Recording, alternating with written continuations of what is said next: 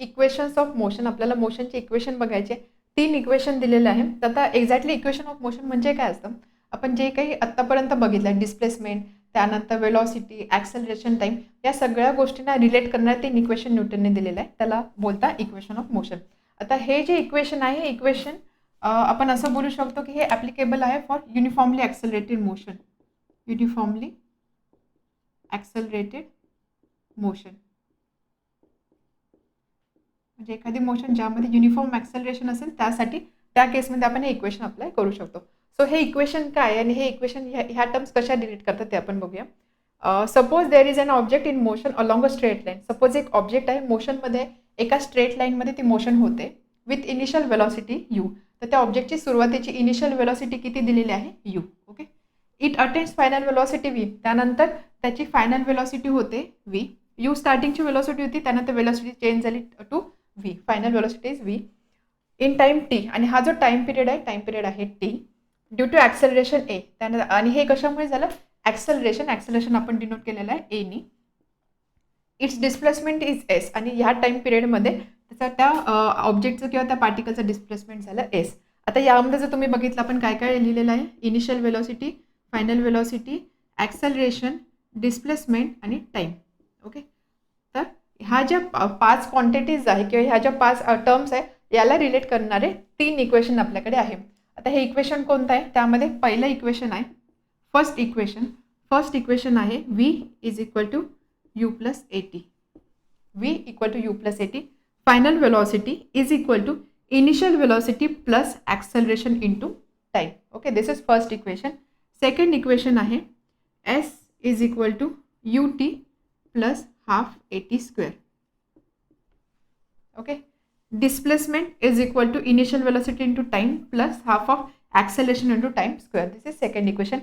Third equation, v square is equal to u square plus twice as. v square is equal to u square plus twice as म्हणजे final वेलॉसिटीचा square is equal to initial velocity square plus 2 into acceleration into displacement. आता जर इथे तुम्ही बघितलं तुमच्या लक्षात येईल ह्याच टर्म्स आहे U V A S T. या सगळ्या गोष्टी रिलेट करणारे हे जे 3 इक्वेशन न्यूटनने आपल्याला दिले त्याला बोलतं इक्वेशन ऑफ मोशन. हे आहे इक्वेशन ऑफ मोशन.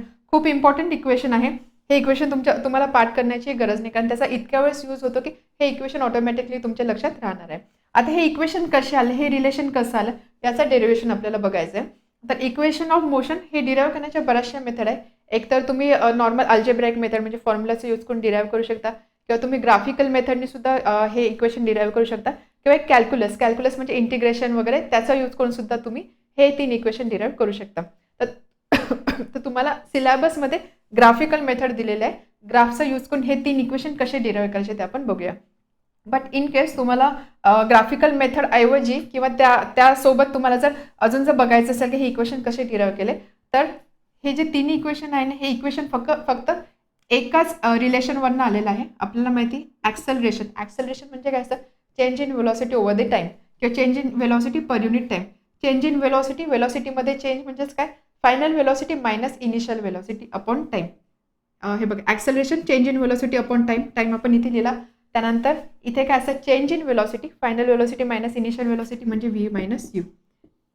हे जे रिलेशन आहे ह्या रिलेशनवरनं हे 3 इक्वेशन आलेले आहे. आपण ग्राफिकल मेथडने सुद्धा याचं डेरिव्हेशन बघणार आहोत. बट इन केस जर तुम्हाला बघायचं असेल किंवा बऱ्याचदा असं होतं की आपण ज्यावेळेस क्वेश्चन सॉल्व्ह करतो त्यावेळेस आपल्याला फॉर्म्युलामध्ये कन्फ्युजन असतं की यू इथे आहे का इथे आहे, टी कुठे आहे, असं काही कन्फ्युजन असेल तर ते व्हेरीफाय करण्यासाठी तुम्ही ही क्विक मेथड यूज करू शकता. बेसिक रिलेशन आहे acceleration is equal to V minus U upon T. आता हेच जर मी रिअरेंज केलं तर काय मिळेल मला, A T equal to V minus U. Okay.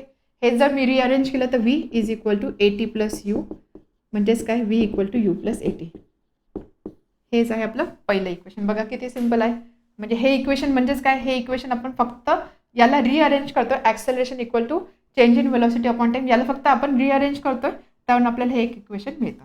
ठीक आहे. Second equation S equal to U T plus half A T square. आता हे इक्वेशन आपण कसं डिराईव्ह करू शकतो, हे रिलेशन यूज करा. Velocity equal to displacement upon time किंवा डिस्टन्स अपॉन टाईम. इथे स्ट्रेट लाईनच्या अलॉंग मोशन आहे त्यामुळे इथे मी डिस्टन्स डिस्प्लेसमेंट दोघांना सारखं ट्रीट करू शकते. So velocity equal to distance upon time. आपल्याला एसची व्हॅल्यू फाइंड आउट करायची, त्यामुळे S is equal to V into T. Okay.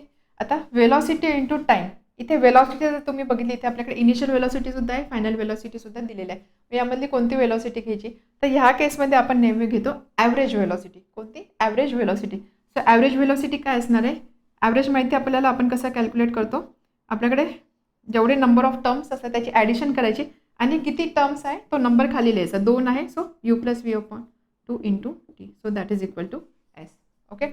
आपल्याला एसचं रिलेशन पाहिजे आहे ह्या फॉर्ममध्ये, टाईम आणि ॲक्सेलरेशनच्या फॉर्ममध्ये. मग आपण काय करू, हा जो व्ही आहे ना, व्हीला आपण रिप्लेस करूया फर्स्ट इक्वेशनने. So s is equal to you plus A t divided by 2 × t. That is equal to 2u + at/2 × t. आपण इथे फक्त हे सेपरेट करूया. 2u/2 u plus half at × t. So ut plus half at². s is equal to ut plus half at². Third इक्वेशनसाठी आपण हे दोन equation use करणार आहोत. तर सगळ्यात आधी first equation v = u + at. आपण काय करू, यामध्ये ह्या इक्वेशनला आपण टीच्या फॉर्ममध्ये एक्सप्रेस करू. सो v = u + at म्हणजे v - u is equal to at, right. And therefore t is equal to v - u/a. आता फर्स्ट इक्वेशन हे जे आपल्याला रिलेशन मिळालं ते आपण सेकंडमध्ये पुट करू. s is equal to ut plus half at². बघा, आपण हे असं का करतो, टीची व्हॅल्यू का पुट करतो, जर तुम्ही लॉजिकली विचार केला, हे जे इक्वेशन आहे या इक्वेशनमध्ये टी टर्म नाही आहे. ओके. वेलॉसिटी आहे, ॲक्सेलरेशन आहे, डिस्प्लेसमेंट आहे, टी टर्म नाही आहे. त्यामुळे आपल्या टीची जी टर्म आहे ती टीची टर्म आपल्याला रिमूव्ह करायची आहे. त्यामुळे आपण जे एक्सप्रेशन आहे किंवा जे रिलेशन आहे ते रिलेशन आपण टीच्या फॉर्ममध्ये करतोय, जेणेकरून आपण टीची व्हॅल्यू ह्या इक्वेशनमध्ये पुट केल्यानंतर आपल्या सगळ्या ज्या टर्म्स आहेत त्या रिक्वायर्ड फॉर्ममध्ये मिळणार आहे. So S equal to ut plus half at², u × t v - u/a. टीची व्हॅल्यू फक्त आपण पुट करतोय, प्लस हाफ a × t² म्हणजे v - u/a². Okay. So that is equal to uv - u²/a plus half. आता हा इथे a आहे, इथे a² आहे, एक a कॅन्सल होणार, तर इथे एक a राहणार आहे आणि ब्रॅकेटमध्ये v - u². Okay. Therefore s is equal to uv - u²/a plus v - u²/2a. आपण इथे काय करूया, डिनॉमिनेटर सारखा करू. इथे 2a आहे, इथे a आहे, तर आपण या पहिल्या टर्मला 2ने मल्टिप्लाय करू. 2ने मल्टिप्लाय केल्यावर 2uv - 2u² plus a - b ब्रॅकेट² आपल्याला इथे यूज करायचा आहे. आपल्याला मॅथ्समध्ये माहिती आहे formula, a - b bracket equal to a² - 2ab plus b². त्यामुळे इथे काय येणार आहे, v² - 2uv प्लस u². इथे जर तुम्ही बघितलं या दोन टर्म कॅन्सल होत आहे. -2u² प्लस u² हे असणार आहे -u² plus v²/2a is equal to s. And therefore s is equal to v² - u²/2a. And therefore 2as is equal to v² - u². यालाच फक्त आपल्याला रिअरेंज करायचं आहे. v² is equal to u² plus 2as. तर अशा पद्धतीने हे आहे अल्जेब्रिक मेथडने, किंवा आपल्याला जे फॉर्म्युले माहिती आहे त्याचा यूज करून आपण कसं डिराईव्ह करू शकतो ते. सो बेसिकली आपण काय यूज केलेलं आहे, आपण ॲक्सेलरेशनचा फॉर्म्युला यूज केलेला की ॲक्सेलरेशन म्हणजे change in velocity upon time असतो. आणि त्यानंतर त्याच्यावरून आपल्याला पहिले इक्वेशन मिळालं. सेकंड इक्वेशन फाइंड करताना आपण ॲव्हरेज वेलॉसिटी कन्सिडर केलेलं आहे, त्यामुळे सेकंड इक्वेशन मिळालं. थर्ड इक्वेशनमध्ये टाईमचं टर्म कुठेच नाही, टी कुठेच नाही, त्यामुळे आपण हे सेकंड इक्वेशन फर्स्टचा यूज करून असं रिअरेंज केलं की ज्याच्यामध्ये टाईमची टर्म कोणतीच नाही राहणार आहे, आणि त्यानंतर आपल्याला हे इथे रिलेशन मिळालेलं आहे. First equation of motion v is equal to u plus at. आता याचं आपण ग्राफिकल मेथडने डेरिवेशन बघतोय. त्यासाठी आपण एक vt ग्राफ ड्रॉ केलेला आहे, वेलॉसिटी टाईम ग्राफ ड्रॉ केलेला आहे. जर तुम्ही हा ग्राफ बघितला तर तुमच्या लक्षात येईल हा ग्राफ कशासाठी आहे. हा ग्राफ आहे for uniformly accelerated motion. Uniformly accelerated motion असेल तर त्यामध्ये आपल्याला ह्या टाईपचा ग्राफ मिळत असतो किंवा हा पॅटर्न मिळतो. The object start from point D with velocity you. तर काय सांगितलं आहे की एक ऑब्जेक्ट आहे, तो ऑब्जेक्ट स्टार्ट करतोय एका पॉईंटपासनं, लेटसे तो पॉईंट आहे डी, ग्राफवरती तो पॉईंट डीने दाखवलेला आहे, विथ वेलॉसिटी यू. तर त्या डी पॉईंटपासनं तो वेलॉसिटीने स्टार्ट करतोय, ती वेलॉसिटी जी दिली आहे ती वेलॉसिटी दिलेली आहे यू. स्टार्ट करतोय म्हणजेच काय, झिरोपासूनच स्टार्ट करणं, बरोबर. त्यामुळे 0 टाईम असताना त्याची वेलॉसिटी किती आहे, वर्टिकल ॲक्सिस वेलॉसिटीज आहे, त्या टाईम पिरियडसाठी त्याची वेलॉसिटी आहे यू. त्यामुळे हा पॉईंट डी इथे असणार आहे. Okay. After time t velocity reaches the point B. After time t velocity reaches point B. तर वेलोसिटी इंक्रीज होते होते आणि टी टाइम नंतर ती वेलोसिटी बी या पॉईंटला येऊन पोहोचते. So this is time T. Okay. So the initial velocity of object. आता जर तुम्ही ग्राफ बघितला, इनिशियल वेलोसिटी ऑफ ऑब्जेक्ट आपण कन्सिडर केलेला आहे you. Final velocity of object आपण कन्सिडर केलेला आहे व्ही. बट जर आपण ग्राफचा यूज केला तर यू म्हणजे हा पॉईंट बरोबर. आता हा पॉईंट यू आहे म्हणजेच काय, हे डिस्टन्स असणार आहे यू बरोबर. हे डिस्टन्स म्हणजे काय, हा ओ पॉईंट दिलेला आहे, हा डी पॉईंट दिलेला आहे, त्यामुळे हे डिस्टन्स असणार आहे ओ डी. समजलं. यू म्हणजे हा पॉईंट आहे, सो हे डिस्टन्स असणार आहे ओ डी. त्यानंतर final velocity V. Final velocity V आहे म्हणजेच हे डिस्टन्स. करेक्ट. पॉईंट इथे आहे त्यामुळे हे डिस्टन्स किती आहे ओ सी. फाईन. आता बघा हे थोडक्यात कसं आहे की सपोज तुम्ही कार किंवा बाईक चालवताय. ओके. कार किंवा बाईक चालवताना तुमचे सुरुवातीचा इनिशियल स्पीड होता 20 km/h. त्यानंतर स्पीड तो वाढत वाढत हळूहळू वाढत तो स्पीड झाला लेट से 40 km/h असा दिलेला आहे. म्हणजे 0 टाईमला तो होता यू, टी टाईमला तो होता व्ही, दॅट इज 40. आपण हे जर ग्राफिकली दाखवायचं असेल तर इथे 0 असणार आहे, इथे टी असणार आहे. युनिफॉर्मली ॲक्सिलरेटेड मोशन आपण कन्सिडर करतोय, त्यामुळे 0साठी इथे वेलॉसिटी असते ना, तर लेट से आपण इथे असं मार्किंग केलं 10, 20, 30, 40 या टाईपमध्ये. 0 टाईमसाठी यू इज 20 म्हणजे इथे पॉईंट यू असणार आहे. टी या टाईम पिरियडसाठी वेलॉसिटी इज 40 म्हणजे इथे काहीतरी तो टाईम असणार आहे. युनिफॉर्मली ॲक्सिलरेटेड मोशन आहे, त्यामुळे हे जे डिस्टन्स आहे हे यू म्हणजे हे डिस्टन्स किती आहे 0 to 20 म्हणजे 20. त्यानंतर व्ही म्हणजे किती 40 म्हणजे किती 0 to 40, त्यामुळे हे डिस्टन्स असणार आहे व्ही. त्याच लॉजिकनी यू इज इक्वल टू हे डिस्टन्स म्हणजे हे दॅट इज ओ डी आणि व्ही इज दिस व्हीपासून ओरिजिनपासून व्हीचं डिस्टन्स म्हणजे हे 0 to 40 ह्या केसमध्ये. So this is O C. Okay. आता हे तर आपण ग्राफिकली यू आणि व्हीचं डिस्टन्स लिहिलेलं आहे. त्यानंतर आपल्याला बेसिक फॉर्म्युला यूज करायचा आहे ॲक्सेलरेशनचा. ॲक्सेलरेशन म्हणजे काय असतो, change in velocity upon time. खाली असणार आहे टाईम आणि वरती असणार आहे change in velocity. Final velocity minus initial velocity. Final velocity किती आहे v, initial velocity u upon time. Final velocity म्हणजे ग्राफिकली व्ही म्हणजे काय O C, u O D upon t. Acceleration आपण कशाने दाखवतो, स्मॉल आहे. Therefore a is equal to O C minus O D upon T. आता O C minus O D जर आपण इथे बघितलं, ओ सी हे टोटल डिस्टन्स. ओके. म्हणजे हे बघा हे ओ सी एवढं टोटल डिस्टन्स, त्यामधून आपण काय मायनस करतो ओ डी, म्हणजे आपण हे डिस्टन्स मायनस करतो. इथे पॉईंट ओ आहे, इथे डी आहे, इथे सी आहे. टोटल डिस्टन्समध्ये आपण हे मायनस करतोय म्हणजे आपल्याला कोणता डिस्टन्स राहते, आपल्याकडे हे डिस्टन्स राहते that is C D. Subtraction करतोय आपण फक्त, त्यामुळे ओ सी मायनस ओ डीला आपण काय लिहू शकतो सी डी. अँड देअरफॉर आता a equal to C D upon t, तर हे आपण असं लिहू शकतो a into t is equal to C D. This implies C D is equal to A t. हे एक रिलेशन आपल्याला मिळालं, याचा यूज आपल्याला आता करायचा आहे. तर आपल्याला काय मिळालं, हे जे डिस्टन्स आहे हे डिस्टन्स किती आहे, this distance is equal to acceleration into time that is equal to 80. यानंतर आपल्याला काय करायचं आहे, आपल्याला 2 लाईन ड्रॉ करायचे. एक लाईन ड्रॉ करायची वाय ॲक्सिसला पॅरलल, एक लाईन ड्रॉ करायची एक्स ॲक्सिसला पॅरलल. हा जो पॉईंट बी आहे, बी मधून आपण एक लाईन ड्रॉ करूया which is parallel to Y axis. Y ॲक्सिसला पॅरलल असणे एक लाईन ड्रॉ केली. लेटसे ती जी लाईन आहे ती ह्या ॲक्सिसला पॉईंट ई मध्ये कट करते, पॉईंट ई. ओके. त्याच पद्धतीने बी पॉईंटमधून आपण एक वाय ॲक्सिसला पॅरलल लाईन ड्रॉ केली. त्याच पद्धतीने हा जो डी पॉईंट आहे, स्टार्टिंग पॉईंट आहे, त्यामधून आपण एक्स ॲक्सिसला पॅरलल लाईन ड्रॉ करूया. सो एक अशी हॉरिझॉन्टल लाईन इथे आपण ड्रॉ केली आहे. ओके. आता ही लाईन ह्या पॉईंटमध्ये मीट करते, याला आपण बोलूया लेट्स से ए. हा पॉईंट आहे ए. ओके. समजलं काय केलं आपण फक्त. आता हे झाल्यानंतर तुम्ही इथे असं लिहू शकता, draw line parallel to Y axis meeting X axis at point E.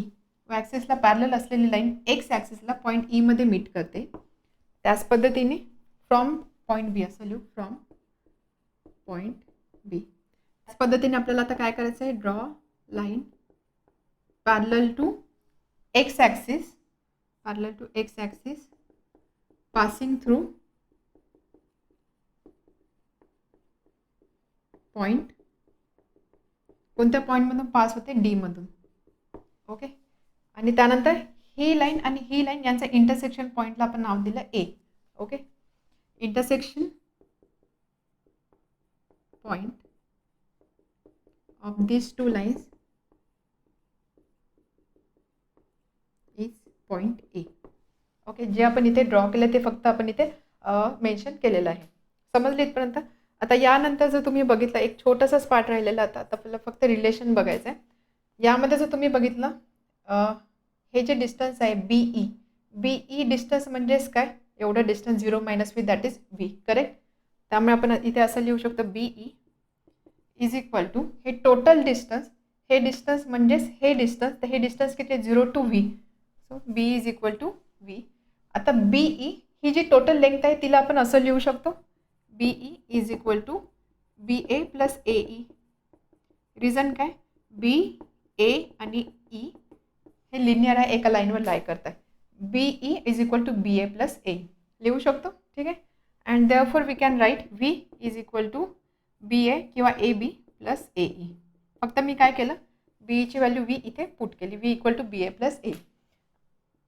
तर यामध्ये जर तुम्ही बघितलं AB म्हणजे हे डिस्टन्स म्हणजेच हे distance that is distance CD.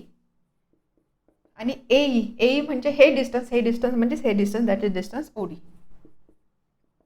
Okay, CD म्हणजे हे डिस्टन्स, सीडीची आपण एक व्हॅल्यू फाइंड केलेली आहे 80, ती व्हॅल्यू आपण पुट करूया इथे. आणि OD म्हणजे हे डिस्टन्स म्हणजे U - 0 that is equal to U. इथे आपण लिहिणार from 1 and therefore V is equal to U plus 80. हे झालं ग्राफिकल मेथडनी फर्स्ट इक्वेशनचं डेरिवेशन. समजलं? सिम्पल आहे. परत एकदा एक्सप्लेन करते. आपल्याला हे इक्वेशन डिराईव्ह करायचं होतं, त्यासाठी आपण काय कन्सिडर केलं, एक केस कन्सिडर केली. एक ऑब्जेक्ट आहे, त्याची इनिशियल वेलोसिटी U होती. तो ऑब्जेक्ट D पॉईंटपासून स्टार्ट होते, त्यानंतर आफ्टर टाइम पिरियड T त्याची वेलोसिटी होते V आणि तो B या पॉईंटला रीच करतोय. इथली वेलोसिटी U, इथली वेलोसिटी असणार आहे V. आपण VT ग्राफ इथे ड्रॉ केलेला आहे. त्यानंतर आपण काय केलं, हे जे डिस्टन्स आहे U, ग्राफिकली U म्हणजे काय, V म्हणजे काय, ते पॉईंट्स मार्क केले, त्यावरून आपल्याला ॲक्सेलरेशनचं एक रिलेशन मिळालं A is equal to CD/T. त्यानंतर आपण कंस्ट्रक्शन काय केलं, आपण फक्त 2 पॅरलल लाईन ड्रॉ केल्या, एक पॅरलल लाईन एक पॅरलल लाईन y ॲक्सिसला, एक पॅरलल लाईन x ॲक्सिसला.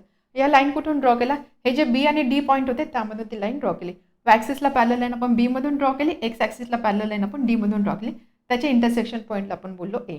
यानंतर आपण काय केलं, आपण फक्त ह्या पोर्शनवरती फोकस केला. आपण काय केलं, हे जे डिस्टन्स आहे BE equal to BA plus AE, हे टोटल जे आहे this total is V. Okay, त्यानंतर हे जे AB डिस्टन्स आहे, AB डिस्टन्स म्हणजेच काय, CD distance. So that is equal to हे डिस्टन्स AT प्लस हे डिस्टन्स म्हणजे हे that is U - 0 that is U.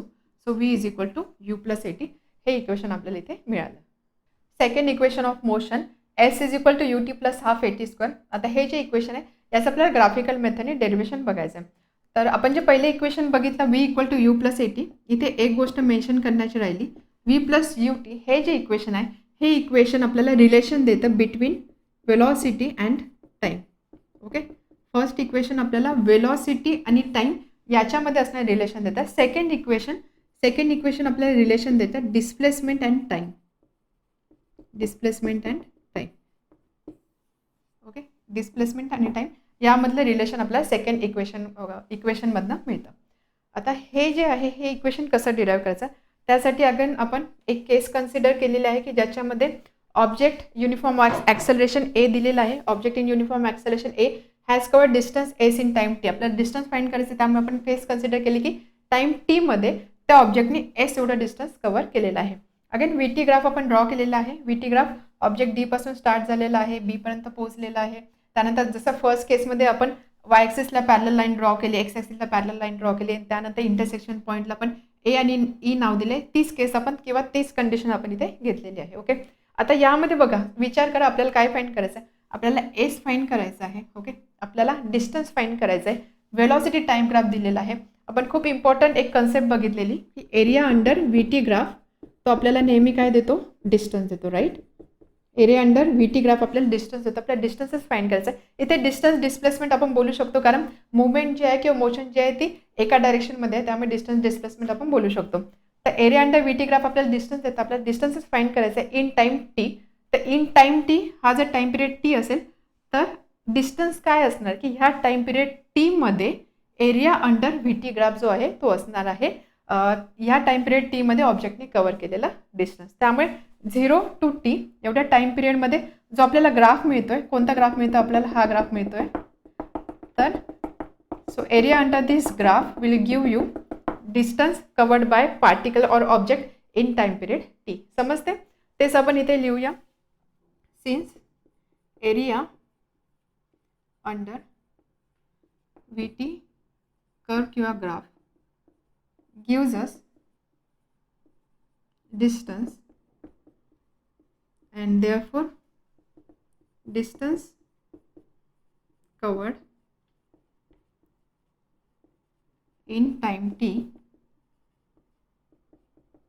is equal to area of, आता हा कसला एरिया आहे, ODBE, area of quadrilateral ODBE असं आपण लिहू शकतो. सिंपल एरिया ODBE याचा एरिया आपल्याला फाइंड आउट करायचा आहे. आता हा एरिया आपण कसा फाइंड करणार, तर हा एरिया फाइंड करताना आपण याला 2 पार्टमध्ये डिवाइड करू शकतो. जर आपण AD ही लाईन कन्सिडर केली तर हा एक आपल्याला रेक्टँगल मिळतो आणि त्याच्यावरती हा एक ट्रँगल मिळतो. त्यामुळे that is equal to area of rectangle AEOD.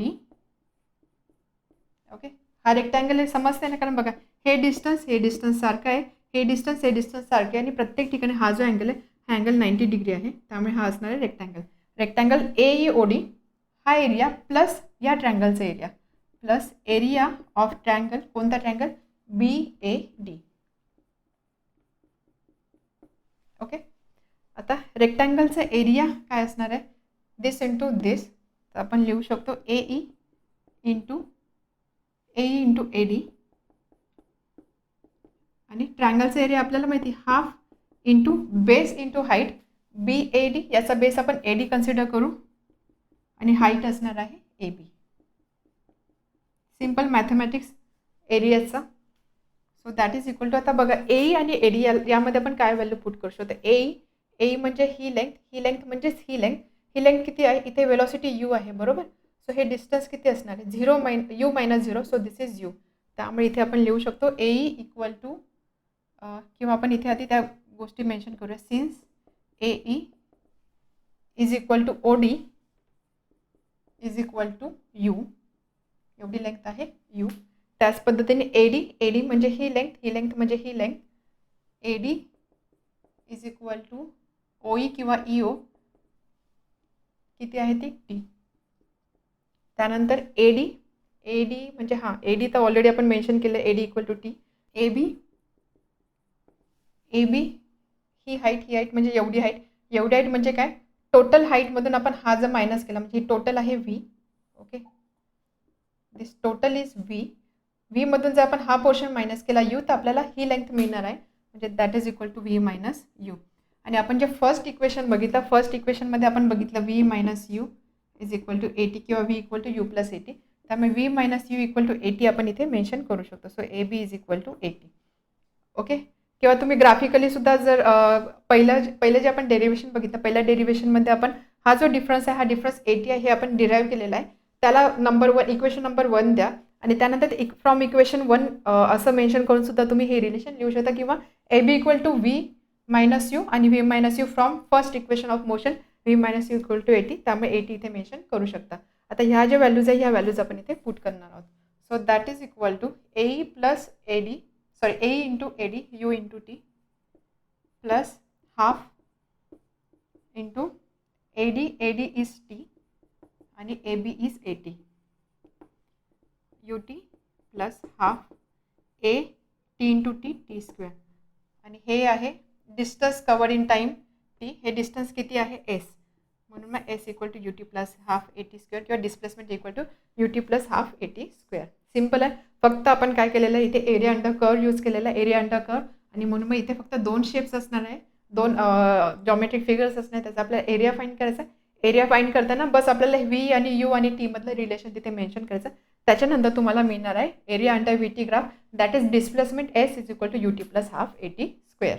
Third equation of motion V square equal to U square plus twice S. आता हे आपल्याला इक्वेशन डिराईव्ह करायचं आहे. अगेन ह्या केसमध्ये सुद्धा like second equation of motion आपण इथे सुद्धा एरिया अंडर कर्व किंवा एरिया अंडर ग्राफचाच यूज करणार आहोत. त्यामुळे सगळं काही सेमच असणार आहे. आता इथे distance covered in time T that is equal to area of quadrilateral O D B आपण कन्सिडर केलेला. आणि यामध्ये आपण काय केलेलं, हा जो ओ डी बी आहे याला आपण ट्रँगल आणि रेक्टँगल या दोन पार्टमध्ये डिवाइड केला आणि इंडिव्हिज्युअल एरिया फाइंड करून तो एरिया आपण ॲड केलेला आहे. तर आता ह्या डेरिव्हेशनसाठी आपल्याला काय करायचं आहे, हा जो शेप तुम्ही नीट ऑब्झर्व केला, हा शेप बघा असा आहे. Okay, and what is this, this is trapezium. माहिती ना आपल्याला ट्रॅपेझियम, तर हा आहे ट्रॅपेझियम. तर आता हे डेरिव्हेशन करण्यासाठी आपण काय करणार आहोत, एरिया ऑफ ट्रॅपेझियमचा फॉर्म्युला यूज करणार आहोत आणि त्याचा यूज करून आपण हे इक्वेशन इथे डिराईव्ह करणार आहोत. बघा, या एरिया ऑफ ट्रॅपेझियमचा फॉर्म्युला जरी यूज केला किंवा इंडिव्हिज्युअल आपण ट्रँगल आणि रेक्टँगल कन्सिडर करून त्यांचे ॲडिशन करून जरी एरिया फाइंड केला, दोघांची व्हॅल्यू सारखीच असणार आहे. फक्त एवढंच की आपल्याला हे इक्वेशन डिराईव्ह करायचं आहे, म्हणून त्या केससाठी आपण एरिया ऑफ ट्रॅपेझियम इथे यूज करणार आहोत. एरिया ऑफ ट्रॅपेझियम माहिती काय असतो आठवते, लेट से असा ट्रॅपेझियम आहे.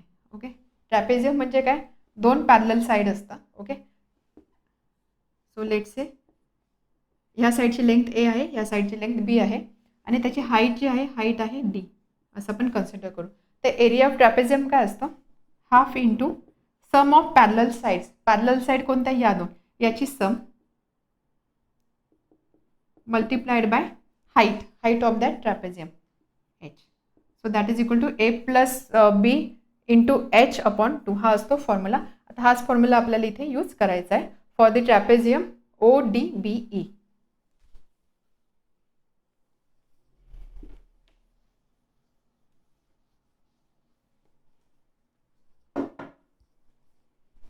तर इथे आपण मेन्शन करू area of trapezium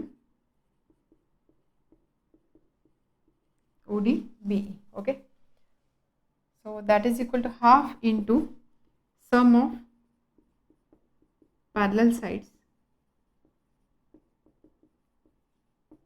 multiplied by distance between these two parallel sides. distance किंवा height आपण बोलू शकतो. या दोन पॅरलल साईड आणि या दोन पॅरलल साईडमध्ये असणारे हे डिस्टन्स म्हणजेच हाईट. मी फॉर्म्युला लिहिताना हाईट मेन्शन केलं, ते हाईटला आपण दोन पॅरलल लाईनमध्ये डिस्टन्स सुद्धा कन्सिडर करू शकतो. So half into sum of parallel side into distance between these two parallel sides.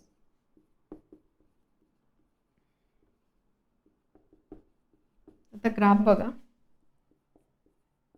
हा ट्रॅपेझियम आहे. ओके, ही साईड पॅरलल आहे आणि हे असणार आहे या दोन पॅरलल लाईनमध्ये असणारा डिस्टन्स. बघा, ही साईड पॅरलल आहे आणि हे दोन साईडमध्ये असणारा डिस्टन्स. त्यामुळे हाफ इंटू ही टर्म तर आपल्याला माहिती आहे T, distance between two parallel side T. हे किती आहे, ही लेंथ आपल्याला काय करायचं आहे, पॅरलल साईड जे आहे त्याच्या लेंथचे ॲडिशन करायचे. ही लेंथ किती, 0 टू यू म्हणजे ही लेंथ असणार आहे यू आणि ही लेंथ एवढी टोटल, ही टोटल लेंथ म्हणजे किती असणार आहे, v, u plus v. So that is equal to half you plus v into T. Okay, त्यानंतर आता हे आपण काय फाइंड करतो, एस ना, distance covered in time T, that is s. S equal to half you plus v into T. Okay, त्यानंतर आता आपण यूज करणार आहोत equation 1 from first equation of motion. आपण असं लिहू शकतो v equal to you plus A t. तर यामध्ये आपण काय करूया, टीला व्ही यू एच्या फॉर्ममध्ये एक्सप्रेस करू. So V minus U equal to A T, this implies T is equal to V minus U upon A. Okay, T equal to V minus U upon A. आणि ही जी टीची value आहे, ही टीची value आपण इथे put करणार आहोत. आता आपण टीचीच व्हॅल्यू का पुट केली, आपल्याला जे इक्वेशन पाहिजे ह्या इक्वेशनमध्ये टाइम कुठेच मेन्शन केलेला नाही. टी टर्म तुम्हाला कुठेच दिसत नाही, म्हणजे आपल्याला टी टर्म व्हॅनिश करायची आहे. टी टर्म व्हॅनिश करण्यासाठी आपल्याला काय करावं लागणार आहे, टीला व्ही यू आणि एच्या फॉर्ममध्ये एक्सप्रेस करावं लागणार आहे. And therefore S is equal to half you plus V minus U upon A. आपण काय करू इथे, डिनॉमिनेटर 2 इंटू ए, 2a. त्यानंतर न्यूमरेटरला यू प्लस व्ही आणि किंवा याला असं आपण लिहू शकतो, यू प्लस व्ही म्हणजेच काय, व्ही प्लस यू आणि this is V minus U. Okay, 1/2a इथे s. हे कोणत्या फॉर्ममध्ये आहे? मॅथमॅटिक्समध्ये आपण बघतो bracket multiplication a plus B into a minus B. अशा फॉर्ममध्ये जर आपल्याकडे नंबर्स किंवा टर्म्स असतील तर आपण काय फॉर्म्युला काय आहे? a² minus b². तर या केसमध्ये सुद्धा v प्लस u आणि v मायनस यू यांचा ब्रॅकेट मल्टिप्लिकेशन आहे. सो हे असणार आहे v minus u². And this implies, इथे प्रॉडक्ट आहे हा, this implies s is equal to v minus u² upon 2a. आता फक्त याला आपल्याला रिअरेंज करायचं आहे. Therefore s into 2a is equal to v² minus u². Therefore twice as is equal to v² minus u² and हेच v² is equal to u² plus 2a.